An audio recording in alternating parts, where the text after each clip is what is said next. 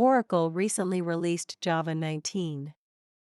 The JDK 19, that is Java Development Kit 19, is the latest iteration of the popular general-purpose programming language. Java currently follows an accelerated 6-month release cycles. There are an estimated 10 million Java developers globally, and 60 billion active Java virtual machines running till date. Now available for production use, the JDK 19 has 7 important enhancement proposals.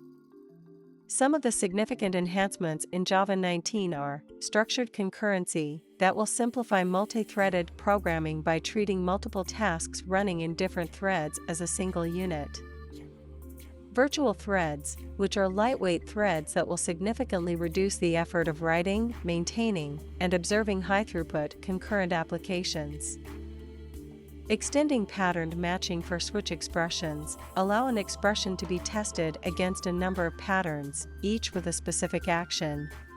A new vector API would allow Java programs to express vector computations that compile at runtime to vector instructions.